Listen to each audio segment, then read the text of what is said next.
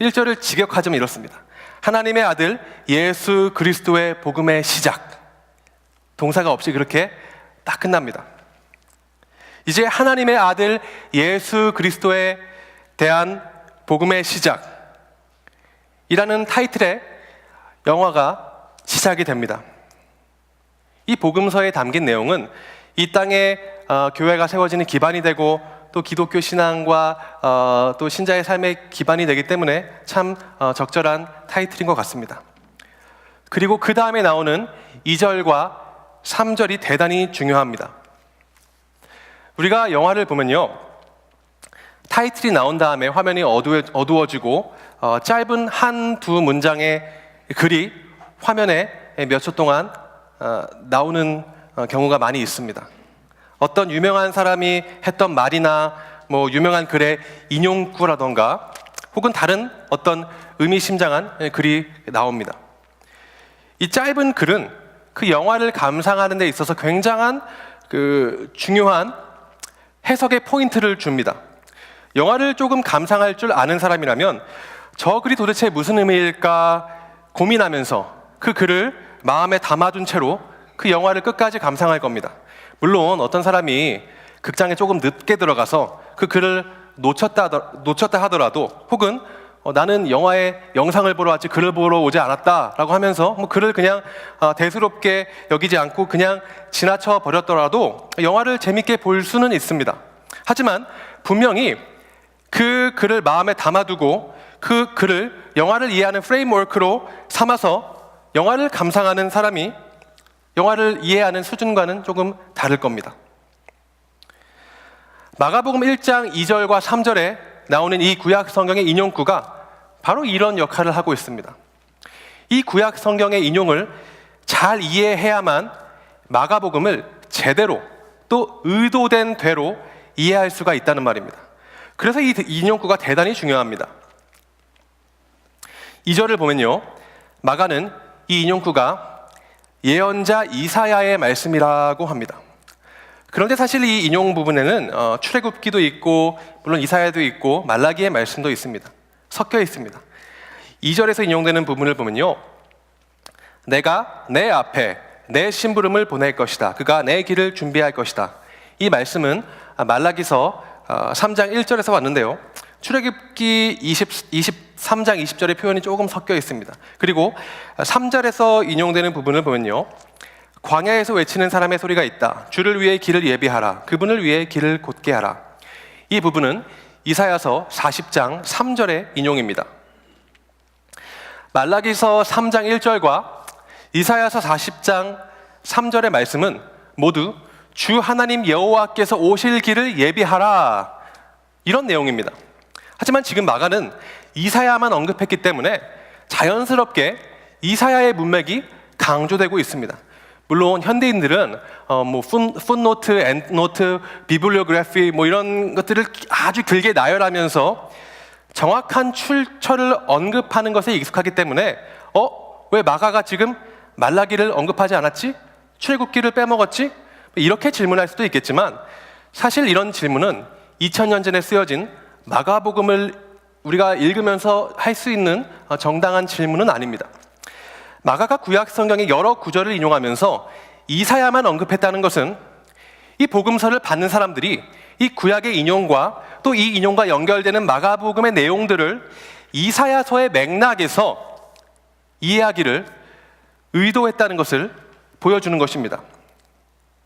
지금 마가가 인용하고 있는 이사야서 40장은 하나님께서 포로로 잡혀간 이스라엘을 구원하시겠다고 하시는 말씀입니다. 이사야서 40장 1절부터 5절을 보겠습니다. 위로하라, 내 백성을 위로하라. 너희의 하나님께서 말씀하십니다. 하나님의 말씀입니다. 예루살렘의 마음을 위로하며 말하라. 예루살렘의 복역 기간이 완전히 끝났고 형벌도 다 치렀으며 여호와의 손에서 그 죄값을 2배나 받았다고 선포하라. 한 소리가 외친다. 이거는 하나님의 말씀이 아니고 또 다른 한 소리가 나타나서 외칩니다. 광야의 여호와의 길을 내라. 사막에 우리의 하나님께서 오실 큰 길을 곧게 닦아라. 모든 골짜기는 높이고 모든 산과 언덕은 낮추고 가파른 곳은 고르게 하고 울퉁불퉁한 곳은 평지로 만들라. 여호와의 영광이 드러날 것이니 모든 사람이 그것을 함께 보게 될 것이다. 여호와께서 친히 입으로 말씀하셨다. 이 마가복음의 1장 2절과 3절의 구약 인용은 이 컨텍스트에서 이해되어야 한다는 말입니다. 구원이 필요한 우리들, 그래서 그대로 내버려둔다면 멸망할 수밖에 없는 우리들을 살리시기 위해서 하나님께서 우리가 있는 이곳으로 직접 친히 찾아오시겠다는 말씀입니다. 그러니까 그 길을 예비하라. 하나님께서 친히 행차하실 그 길을 잘 닦아라. 이런 말씀입니다. 자, 이제 마가복음 1장 2절과 3절을 말라기 3장과 이사야서 40장에 비추어서 다시 한번 살펴보겠습니다. 말라기 3장 1절을 보면요, 하나님께서 이렇게 말씀하십니다. 보라, 내가 내 심부름꾼을 보내 내 앞에 길을 닦게 하겠다. 하나님께서 하나님의 심부름꾼, 즉 하나님의 사자를 보내서 내 앞에, 즉 하나님 자신 앞에 길을 닦게 하겠다. 그래서 그 길로 친히 행차하시겠다. 이런 의미입니다. 그런데요, 마가복음 1장 2절이 말라기 3장 1절을 인용하는 건 살짝 다릅니다. 마가복음 1장 2절을 보죠. 마가복음, 맞죠? 내가 내 앞에, 너의 앞에 내 심부름꾼을 보낼 것이다. 그가 내 길을, 너의 길을 준비할 것이다. 변화가 보이시죠? 1인칭에서 2인칭으로 바뀐 부분이 있습니다. 하나님께서 하나님의 사자를 보내는 건 동일합니다만 나의 앞, 즉 하나님 앞이 아니라 너의 앞입니다. 말라기 3장의 문맥에서는 하나님과 하나님의 사자, 이 둘만의 문제였는데 마가복음 1장 2절에서는 하나님과 또 하나님 앞에 있어서 하나님께서 너라고 부르시는 또 다른 존재, 그리고 하나님의 사자, 이렇게 셋의 문제가 됩니다. 그렇다면 여기서 하나님께서 너라고 가리키는 그 존재는 누구일까요? 이 질문을 염두에 두고 이제 이사야서 40장 3절을 다시 한번 보겠습니다. 한 소리가 외친다. 광야에 여호와의 길을 내라. 사막에 우리의 하나님께서 오실 큰 길을 곧게 닦으라. 아까 살펴봤듯이 이사야서 40장 1절과 2절을 보면 하나님께서 말씀하셨습니다. 내 백성을 위로해라. 그리고 이 방금 본 3절에서는 다른 목소리가 나타납니다. 한 소리가 외칩니다. 하나님께서 오실 테니까 광야에 우리 여호와 하나님의 길을 내라. 이 말씀을 인용한 마가복음 1장 3절은요, 당시 구약 성경의 헬라어 번역본인 70인경의 이사야서 40장 3절을 거의 그대로 가져왔는데요, 딱 한 가지만 다릅니다. 70인경의 이사야서 40장 3절을 문자 그대로 직역하면 이렇습니다. 주의 길을 예비하라. 우리 하나님의 길을 곧게 하라. 주의 길을 예비하라. 우리 하나님의 길을 곧게 하라. 마가복음 1장 3절은 다 똑같은데 뒷부분에 있는 우리 하나님이 3인칭 대명사 그로 바뀌어서 원문을 문자 그대로 직역하자면 이렇습니다. 주의 길을 예비하라. 그의 길을 예비하라. 변화를 아시겠죠? 단순히 우리 하나님을 대명사로 바꾼 것 같지만 이 작은 변화가 사실 마가복음에서는 대단히 큰 변화입니다. 우리 하나님의 길이 그의 길이 됩니다. 여기서 말하는 그는 누구일까요? 4절 이후에 나오는 내용을 보면요, 2절에 나오는 2인칭 대명사 너는 누구를 가리키는 것인지, 또 3절에 나오는 3인칭 대명사 그는 누구를 가리키는 것인지 아주 명확하게 나타납니다. 이제 마가복음 1장 2절부터 4절을 이어서 한번 같이 보겠습니다. 한번 같이 읽으면 좋겠습니다. 시작. 예언자 이사야 그래 내가 내 앞에 내 심부름을 보낼 것이다. 그가 내 길을 준비할 것이다. 광야에서 외치는 사람의 소리가 있다. 주를 위해 길을 예비하라. 그분을 위해 길을 곧게 하라. 고 기록되어 있는 대로 세례자 요한이 광야에 나타나서 죄 용서를 위한 회개의 세례를 선포했습니다. 2절과 3절에 인용된 구약의 말씀 그대로 세례 요한이 광야에 나타나서 회개의 세례를 선포합니다. 그리고 뒤에 이어지는 내용은 세례 요한이 예수님을 준비하는 내용입니다. 7절을 보면요, 세례 요한이 이렇게 선포했습니다. 나보다 능력 많으신 이가 내 뒤에 오신다. 자, 그렇다면 마가복음 1장 2절, 내가 너의 앞에 내 심부름꾼을 보낼 것이다. 그가 너의 길을 준비할 것이다.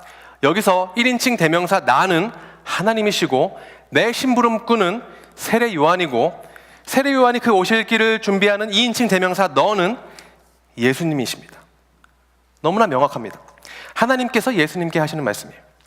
또 마가복음 1장 3절을 다시 보면요, 광야에서 외치는 사람의 소리가 있다. 광야에서 회개의 세례를 선포하는 세례 요한의 소리입니다. 주를 위해 길을 예비하라. 그분을 위해 길을 곧게 하라. 여기 나오는 주의 길, 또 뒤에 나오는 그의 길, 모두 예수님께서 오시는 길입니다. 하나님께서 세례 요한을 보내셔서 그를 통해서 예수님께서 오실 길을 예비하셨다는 겁니다. 이제 마가복음 1장 2절부터 3절이 가리키는 그 인용구가 가리키는 대상이 분명해졌습니다.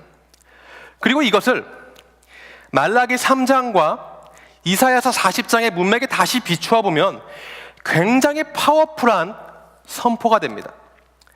말라기 3장에서는 하나님께서 나의 길을 예비한다고 하셨는데 마가복음에서는 나의 길이 너의 길, 즉 예수 그리스도의 길이 됩니다. 그리고 이사야서 40장에서는 하나님의 사자가 우리 하나님의 길을 선포했는데 마가복음에서는 우리 하나님의 길이 그의 길, 즉 예수 그리스도의 길이 된다는 것입니다.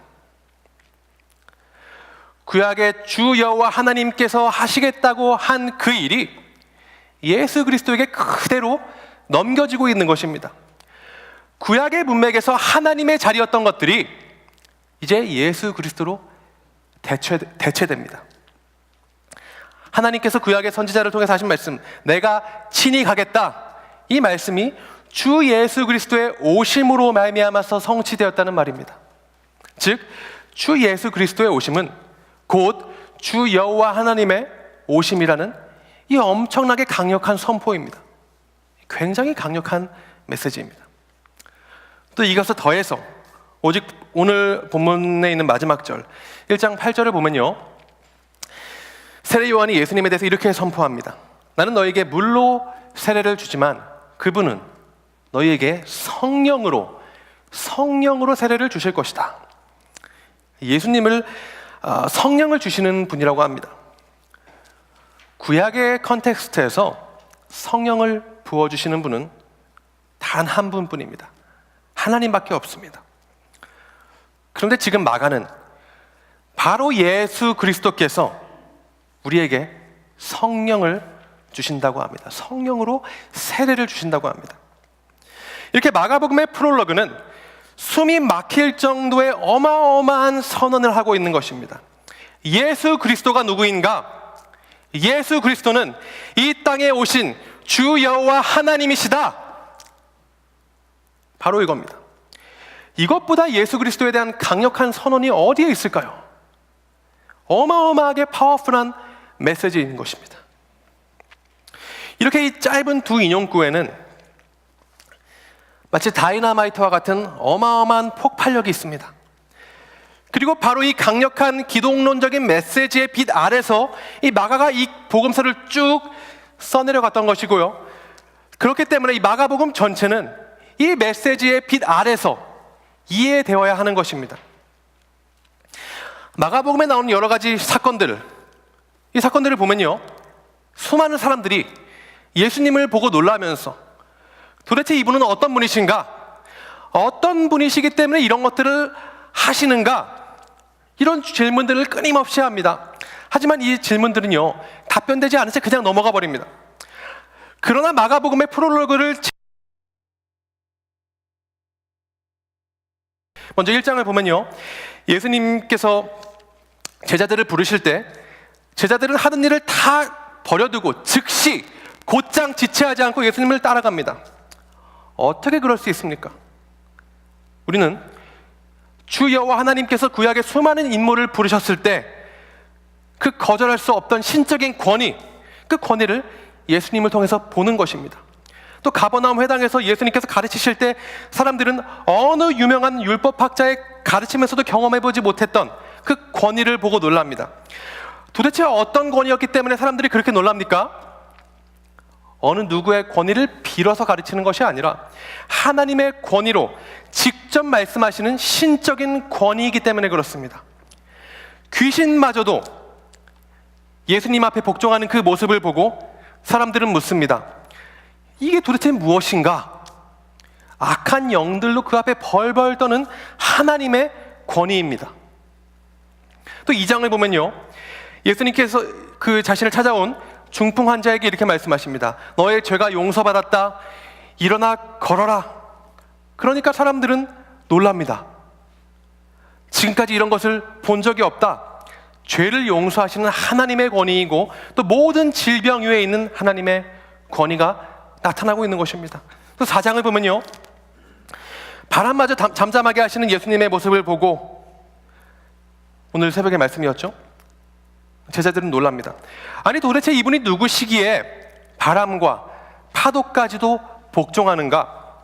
모든 자연현상까지도 다스리시는 창조주 하나님의 권위로 오신 분입니다. 이런 질문들이 계속해서 이어집니다. 5장을 보면요, 악한 영에 사로잡혀서 괴물처럼 처참하게 살던 이 사람이 어떻게 멀쩡해졌는가? 어떻게 또 죽은 자를 일으키시는가? 6장을 보면요, 이 지혜는 어디서 얻은 것인가? 어떻게 이런 기적들을 행할 수 있는 것인가? 이분은 누구이시기에 물 위를 걷고 계신가? 7장은요, 이분은 누구이시기에 듣지 못하는 사람 듣게 하시고 말 못하는 사람을 말하게 하시는가? 여러 가지 질문이 끄디어 나옵니다. 이 모든 질문에 대한 답은 무엇입니까? 그는 우리를 위해 오신 주 하나님이시기 때문입니다. 하나님께서 이 땅에 오신 것이 무엇인가? 바로 이런 겁니다. 아주 다이나믹하게 드러납니다. 이런 하나님께서 우리 삶에 들어오신다면 어떤 일이 생길까요?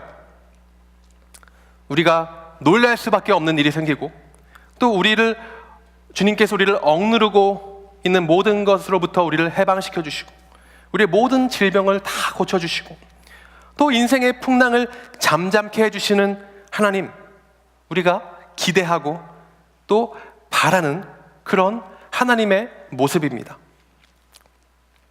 아주 좋습니다. 근데 문제가 있습니다. 우리는 바로 여기서 멈추고 싶어 한다는 것입니다.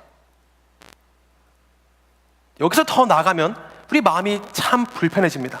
마가복음은 7장까지만 읽고 싶습니다. 마가복음의 전체 흐름을 보면요, 마가복음 8장은 아마 우리의 이런 모습을 보여준 것 같아요. 8장 31절을 보면요, 예수님은 제자들에게 굉장히 의미심장한 말씀을 하십니다.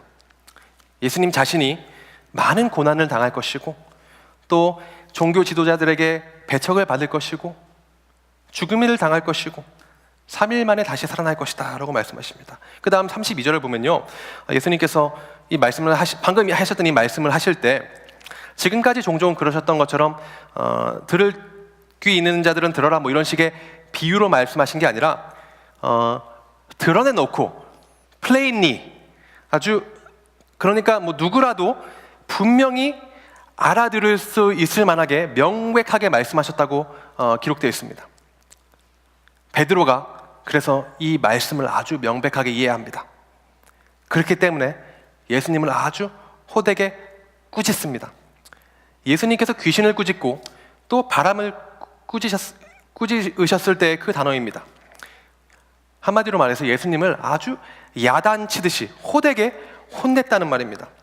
예수님 지금 무슨 말도 안 되는 얘기를 하고 계십니까? 그러시면 안 되죠. 메시아가 가오가 있지 그러시면 안 되는 겁니다.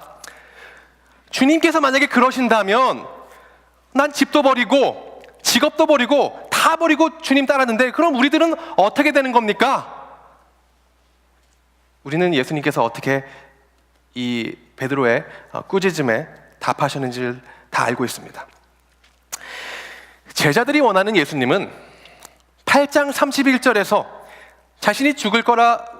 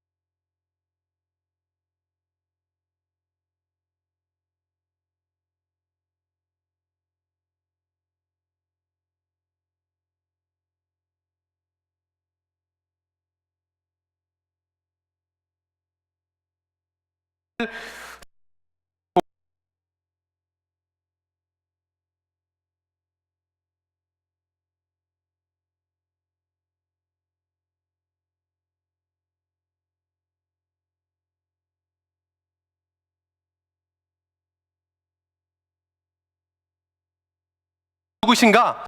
이런 반응이 끊임없이 나왔었는데 이제는 8장 31절 이후부터는 그저 가끔씩 예수님의 가르침에 조금 놀라는 반응이 나오고 뭐 예전에 뭐 어떤 신적인 어떤 권에 놀라는 그런 모습은 나오지 않습니다. 그렇게 드문드문 놀라다가 마가복음 12장을 넘어서 후반부에 접어들면 아무런 반응이 나오지 않습니다. 그러다가 우리는 15장 13절에서 잠잠했던 사람들의 반응을 봅니다. 다시 시끄러워집니다. 그런데 예전처럼 놀라서 그 권위에 놀라서 도대체 이 사람은 누구인가? 이런 질문으로 시끄러운 게 아니라 저 사람을 십자가에 못 박아라! 이 외침으로 시끄러워집니다. 주 여호와 하나님으로 오셨던 그분께서 이렇게 비참하게 십자가에서 죽으십니다. 사람들은요, 그리고 제자들도 마찬가지인데요, 예수님께서 예수님의 모습의 반쪽만 보이셨을 때 아주 열광하다가 예수님의 모습이 다 드러나게 되었을 때는, 예수님께서 이 땅에 오신 목적이 다 드러나게 되었을 때는 에이 뭐야, 이런 거였어? 대단할 줄 알았는데 별거 없네, 내가 원했던 건 아니네, 이런 태도로 주님께 등을 돌려버립니다. 저와 여러분은 예수님의 어떤 모습에 열광하고 있습니까? 하나님께서 우리 삶에 무엇 하실 때 우리는 할렐루야, 감사합니다, 역시 하나님이십니다, 이렇게 반응합니까? 우리 삶에 힘든 일이 생길 때는 우리가 또 어떻게 반응하고 있습니까? 어쩌면 여러분보다 제가 조금 더 그럴 것 같긴 한데, 어쩌면 이 마가복음에 나온 사람들의 모습과 우리의 모습은 많이 다르지 않을 수도 있을 것 같습니다.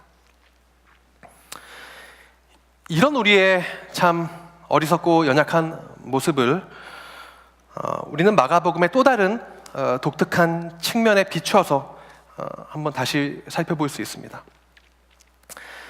이 마가복음을 다른 복음서들과 비교해 봤을 때 여러 두드러지는 특징들 중에 하나는 예수님께서 자꾸 자신의 정체를 숨기려고 하신다는 겁니다.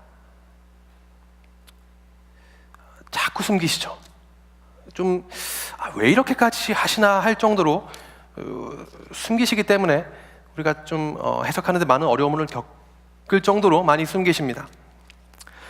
마가복음에는요, 귀신들이 예수님의 정체를 밝힐 때 주님께서 그 귀신들을 꾸짖고 잠잠하게 하십니다. 또 사람들을 고쳐주신 다음에 이 일을 알리지 말라고 말씀하시는 장면이 대단히 많이 나오고 있습니다. 하지만 사람들은 이 말을 잘 듣지 않습니다. 이런 말씀을 하실수록, 이 일을 알리지 말라고 하실수록 사람들은 더욱더 많이 말하고 다니고, 그래서 예수님의 어떤 명성이 더욱 더 퍼져나게 됩니다. 이와 같이 사람들은 주님께서 자신을 알리길 원하지 않으실 때 더 난리를 치면서 반응합니다. 예수님이 이런 분이시다. 지금까지 왔던 어느 선지자보다 더 뛰어난 분이신 것 같다. 야, 이런 게 바로 메시아구나. 이렇게 나팔을 울립니다. 예수님께서 말하지 말라고 할 때 사람들은 더욱 나팔을 세게 울립니다. 하지만 그때 주님은 잠잠하라고 하십니다. 그게 예수님의 모습의 전부가 아니기 때문에 그렇습니다. 또 마가복음 중간에 가면요, 베드로가 이렇게 고백합니다. 주님은 메시아십니다. 굉장히 고차원적인 고백이고 틀린 말은 아닌데, 주님은 또 아무에게도 말하지 말라고 하십니다. 마치 이순신 장군처럼 말입니다. 알리지 말라. 어떤 겸손일까요? 아니면 어떤 영웅적인 심리? 당연히 아닙니다. 왜 이렇게 알리지 말라고 하셨는가? 제자들이 생각하는 메시아와 정말 메시아가 어떠해야 하는가 많이 달랐기 때문입니다. 그렇기 때문에 베드로는 아까 봤던 것처럼 이 말을 하고 나서 곧바로 예수님을 막 꾸짖습니다. 자기가 생각하는 메시아간에 예수님이 맞지 않았기 때문입니다. 심지어 예수님께서 그 변화선 사건에서 어마어마한 영광스러운 모습을 보여주신 다음에도 제자들에게 말씀하십니다. 내가 죽은 자 가운데서 살아날 때까지는 지금 본 것을 아무에게도 말하지 말아라. 아직도 아니라는 겁니다. 예수님이 영광스러운 모습이 나타나셨는데도 아직도 아니라는 거예요. 그러면 언제 도대체 주님은 자신의 정체를 밝히신다는 겁니까? 마가복음 거의 끝에 가서 14장 61절과 62절을 한번 보겠습니다. 한번 같이 읽겠습니다. 시작. 대제사장이 다시 물었습니다. 내가 찬송받으실 하나님의 아들 그리스도냐? 예수께서 대답하셨습니다. 내가 바로 그다. 너희는 인자가 전능하신 분의 오른편에 앉아있는 것과 하늘 구름을 타고 오는 것을 보게 될 것이다. 예수님께서 마지막에 대제사장의 신문을 받으시는 그 장면입니다. 이렇게 주님께서 정작 자신을 알리실 때에는, 그러니까 주님께서 세 차례에 걸쳐서 반복해서 말씀하신 대로 사람들에게 버림을 받고 고난을 받고 죽어야 하는 그런 모습으로 자신을 나타내셨을 때에는 아무도 이 사실을 알리지 않습니다. 사실 제자들마저도 주님을 다 버리고 도망간 마당에 알릴 사람도 없습니다. 너무나 대조적이죠.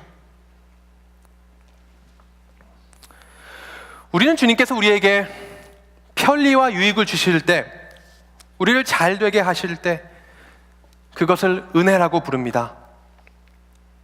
하지만 하나님은 육체의 가시가 떠나도록 간구하는 사도 바울에게 너의 은혜가 이미 족하다, 너에게 이미 충만하다 라고 하십니다. 고난도 하나님의 은혜라는 것입니다. 우리는 기적적인 어떤 일이 일어날 때, 우리가 할 수 없는 어떤 일이 일어났을 때 그것을 하나님의 일하심이라고 부릅니다. 하지만 성경은 좋은 일이든 나쁜 일이든 그 모든 것을 합력해서 선을 이루시는 그것을 하나님의 일하심이라고 말씀합니다. 또 우리는 주님께서 내 마음에 드는 일을 해주셨을 때, 오랫동안 바라고 기도했던 것들이 다 이루어졌을 때 거기서 기쁨을 찾고 또 그것을 간증합니다. 나에게 좋은 것을 주시는 그 주님을 알리고 싶어 합니다. 물론 그것은 아주 좋은 일입니다. 하지만 어쩌면, 항상은 아니겠지만 때로는 주님께서 여러 병을 고치시고 귀신들을 쫓아내신 다음에 그 일을 알리지 말라고 경고하셨던 것처럼 때로는 우리가 그런 것들에 대해서 잠잠하기를 바라실 수도 있겠다는 생각을 하게 됩니다. 왜냐하면 예수님께서 병을 고쳐주신 게 그 병을 고치시려는 목적으로 오신 게 아닌 것처럼, 그 여러 가지 귀신을 쫓고 병을 고치고 여러 기적을 베푸시는 그것이 메시아로서 오신 목적이 아닌 것처럼, 형통한 삶이 그리스도인의 삶의 모습의 전부는 아니기 때문입니다. 그것은 반쪽짜리 예수를 나타내는 반쪽짜리 간증일 수도 있기 때문입니다. 우리는 참 인정하기 싫어하지만 성경은 거듭해서 명백하게 말합니다. 우리는 그리스도와 함께 영광을 받기 위해서 그리스도와 또 함께 고난을 받도록 부름을 받은 자들입니다. 그렇기 때문에 우리는 우리의 형통이 아니라 우리의 고난을 자랑해야 할지도 모릅니다. 우리의 영광이 아니라 우리의 십자가를 자랑해야 할지도 모릅니다. 고난 가운데에서도 견딜 수 있는 인내, 그리고 그 고난 가운데서도 주님의 성품을 드러낼 수 있는 믿음, 그런 것들을 드러내고 또 그런 것들을 자랑해야 할지도 모릅니다.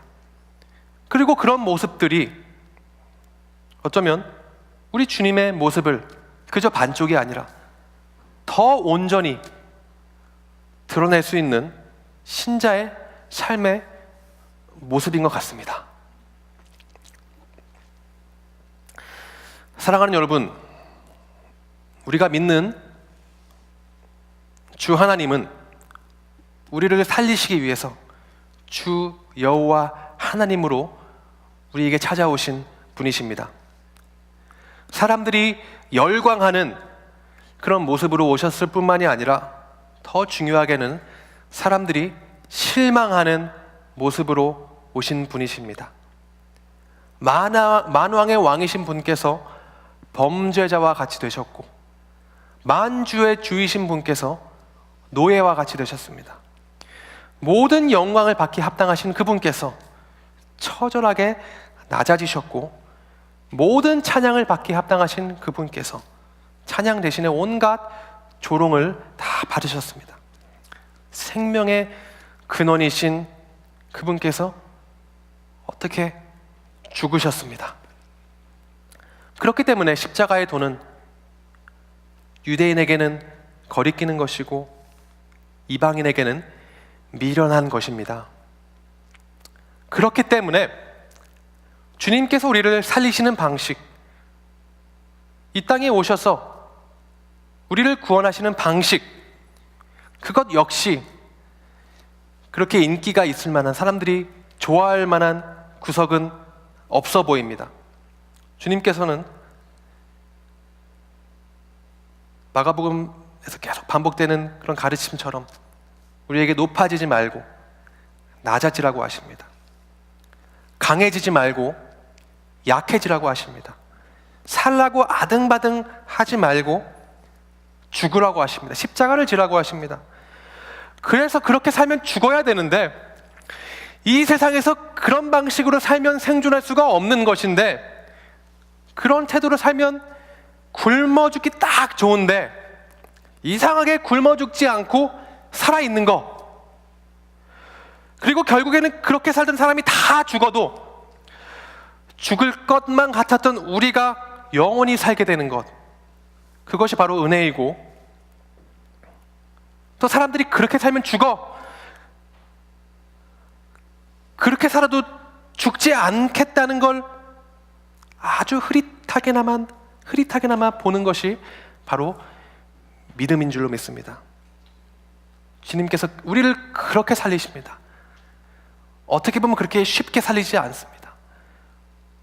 우리가 낮아졌을 때 우리를 주님 자신께서 그 죽음으로부터 일어나셨던 것처럼 우리를 그렇게 살리시는 것입니다.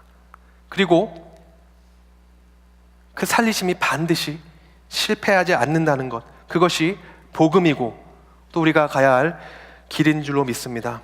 우리를 살리신 그 주님을 신뢰하면서 그 하나님 나라에 완전히 뒤집힌 방식, 그런 방식으로 살아가는 것을 특권으로 여기고 자랑스럽게 여기는 저와 여러분들이 다 될 수 있기를 바랍니다. 그래서 우리가 우리의 삶으로 주님께서 이미 걸어가신, 그리고 이미 걸어가셔서 그것이 어떤 것인지 미리 보여주신 그 십자가의 길을 또 걸으며, 또 그 십자가의 길을 통해서 주님의 영광뿐만이 아니라 주님의 고난까지도 우리의 삶에 나타내 보일 수 있는, 그리고 고난을 감당하는 것을 비록 힘들고 어렵지만 그것을 우리가 마땅히 감당해야 할 영광으로 여기는 그런 복된 삶을 살아갈 수 있는, 또 그런 복된 믿음을 가지고 살아갈 수 있는 저와 여러분들이 다 될 수 있기를 주님의 이름으로 간절히 바랍니다. 함께 기도하시겠습니다.